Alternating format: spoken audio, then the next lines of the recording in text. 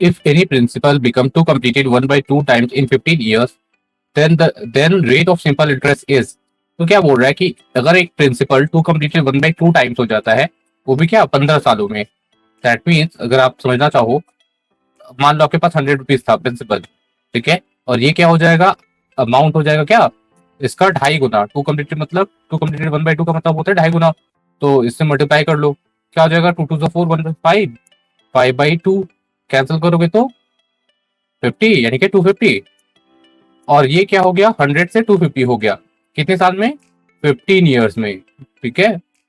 So rate of simple interest, तो rate पूछ रहा है कि रेट क्या है, तो कैसे इसका सोल्यूशन करेंगे, देखो, लेट प्रिंसिपल इक्वल्स टू क्या हो जाएगा, 100, अमाउंट क्या होगा, 100 इंटू टू कम्प्लीटेड 1/2 मतलब 5/2।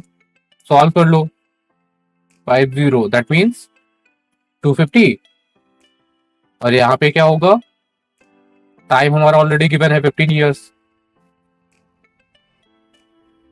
ठीक है। रेट पूछ रहा है, तो रेट का फॉर्मूला क्या होता है, I into 100 by P into T.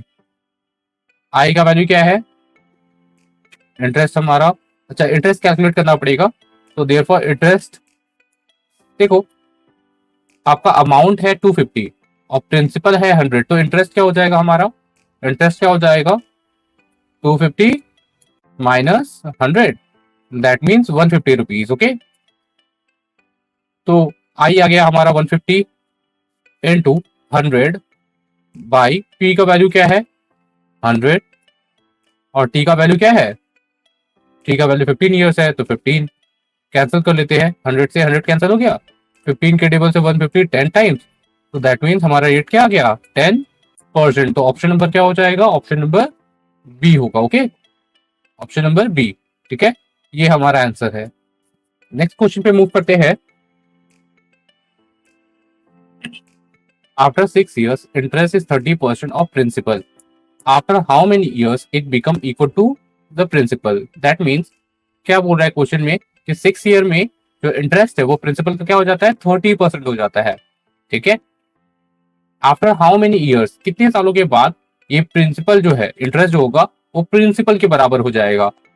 ठीक है, इंटरेस्ट क्या हो जाना चाहिए, प्रिंसिपल के इक्वल टू, यानी कि आपको समझाने के लिए अगर समझो, ये आपका प्रिंसिपल क्या है, मान लो आपका प्रिंसिपल 100 रुपीज है और इंटरेस्ट जो होगा ना वो क्या होगा, इसका 30%।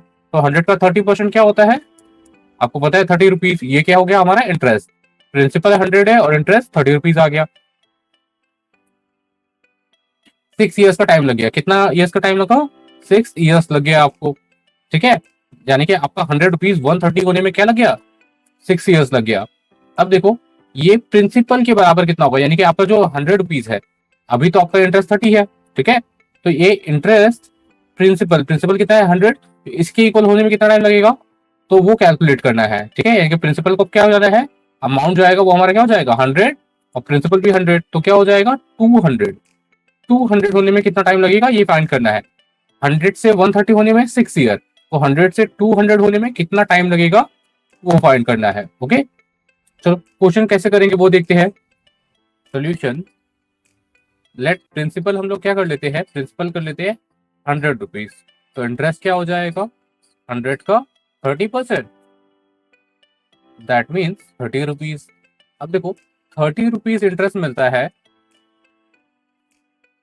इंटरेस्ट इन ईयर, कितने 30 रुपीज का इंटरेस्ट कितने साल में मिलता है, 6 साल में।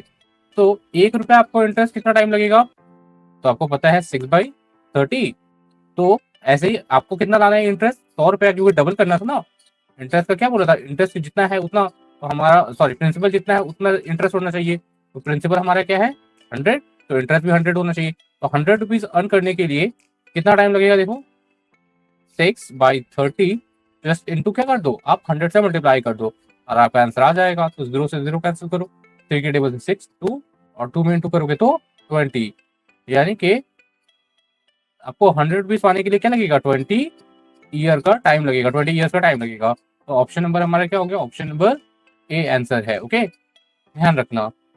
ठीक है, तो ऐसे क्वेश्चन भी आ सकते हैं कि आपको एक परसेंटेज दे दिया है कि आपका 100 रुपया क्या हो रहा है, 130 हो रहा है कितने 6 ईयर्स में, और 100 का 200 या 300 या कोई भी परसेंटेज दे सकता है। यहाँ पे जैसे डबल बोल रहा था, डबल मतलब 200 हो रहा है, उसको होने में कितना टाइम लगेगा वो आपको कैलकुलेट करना था। ठीक है, ऐसे क्वेश्चन हम लोग आगे भी देखेंगे। तो चलो नेक्स्ट क्वेश्चन पे मूव करते हैं। Interest of any principal increase by ₹5 when rate is increase from 4% to 5%, the principal is. देखो यहाँ पे क्या बोल रहा है, एक प्रिंसिपल है, कोई प्रिंसिपल मान लो। ठीक है, आप मान लो कि आपका प्रिंसिपल क्या है, 100 रुपीज था। ठीक है, हमारा प्रिंसिपल क्या था, 100 रुपीज, और ये इंक्रीज हो रहा है, बढ़ रहा है कितने, 5 रुपीज से। ठीक है, तो ये कितना हो जाएगा, 105। तो 100 रुपीज प्रिंसिपल था, 5 रुपए से बढ़ गया। तो ऑफकोर्स कैसे देखो, क्यों बढ़ा, क्योंकि हमारा इंटरेस्ट जो था वो 4% था। इंटरेस्ट पहले क्या था हमारा, 4%, 5% से। ठीक है, 4 से 5% हो गया, तो इंक्रीमेंट कितना हुआ, 1% का। ध्यान रखना, 4 से 5 हो गया इंटरेस्ट, इंक्रीमेंट हुआ 1% हुआ। तो बताना है कि प्रिंसिपल क्या था। ठीक है, ये 5 रुपए को पाने के लिए, इस 5 रुपए को पाने के लिए हमको कितना प्रिंसिपल देना पड़ेगा। ठीक है, तो प्रिंसिपल का मतलब प्रिंसिपल क्या होना चाहिए वो बताना है। तो सिंपल, देखो सोल्यूशन कैसे होगा। सोल्यूशन 1%, 1% इंटरेस्ट, 1% इंटरेस्ट के अगर इंक्रीमेंट हो रहा है तो कितना परसेंट बढ़ा हमारा, 5 रुपया बढ़ा।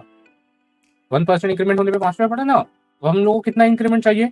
अब सोचो अगर 100% इंटरेस्ट बढ़ जाए तो कितना प्रिंसिपल लगाना पड़ेगा। तो आप सिंपली 100% निकाल लो, 100 से क्या कर लो, मल्टीप्लाई, 5 में 100 का मल्टीप्लाई करेंगे, 500 रुपीज। ठीक है, अब देखो आप समझने के लिए ये भी देख सकते हो कि बैंक में आपने कितना डिपॉजिट किया था। ठीक है, 500 डिपॉजिट किया था आपने, और ये जो आपको इंटरेस्ट मिलता था 1 ईयर में, आपको इंटरेस्ट कितना देता था बैंक, 4% देता था। अब वो बढ़कर कितना हो गया, 5% हो गया, 1% बढ़ गया मान लो। ठीक है, और वो कितना हो गया, 5% हो गया। तो देखो 500 आपने डिपॉजिट किया, 4% मिलता था, अब वो वहां पे आपको क्या मिलेगा, 5%। तो इन दोनों का जो इंक्रीमेंट हुआ वो 1%। तो 500 का अगर 1% निकालते हो तो फिर क्या आएगा, 5 आ जाएगा। इसका मतलब हमारा क्या था, क्वेश्चन का आंसर जो है बिल्कुल करेक्ट है। ओके, तो इस टाइप से आप उनको चाहो तो एग्जाम में चेक भी कर सकते हो, और ऑलमोस्ट चेक करने का जरूरत नहीं था क्योंकि ऑप्शन यहाँ पे गिवन था। ठीक है, तो आप ऑफकोर्स अगर आप सॉल्व करते हो, अगर आपका आंसर ऑप्शन में आ जाता है तो चांसेस यही होता है कि आपने जो कैलकुलेशन किया है वो बिल्कुल सही हो। ओके, तो ये हमारा आंसर है। नेक्स्ट क्वेश्चन पे मूव करते हैं। ये क्वेश्चन आपके लिए होमवर्क रहेगा। ठीक है, क्वेश्चन आपके लिए रीड कर देते हैं। Some amount of money become twice in 5 years. ठीक है, कोई अमाउंट आप डिपॉजिट कर रहे हो, वो क्या होता है, ट्वाइस मतलब डबल हो जाता है 5 ईयर्स में। What is time required to be 4 times, और कितना टाइम के बाद वो 400 हो जाएगा। अगर आप सिंपली समझना चाहो, ठीक है, आप सॉल्व करना। 100 रुपीज आपने डिपॉजिट किया था, ठीक है, और वो क्या हो रहा है, ट्वाइस हो रहा है, मतलब 2 गुना हो रहा है। कितने साल में, 5 ईयर्स में। 100 का 200 हो गया 5 ईयर्स में। अब आपको बताना है time requirement to be 4 years, 4 times. तो कितना टाइम रिक्वायरमेंट चाहिए इसका, 4 टाइम्स। इसका 4 टाइम्स क्या होता है, 400। 100 का 400 होने में कितना टाइम लगेगा, ये आप कमेंट करो। ठीक है, आप लोग कमेंट करो। चलो आप लोग इसको सॉल्व करो और कमेंट करो कितना टाइम लगेगा। नेक्स्ट वीडियो पे मिलते हैं, तब तक के लिए बाय एंड टेक केयर।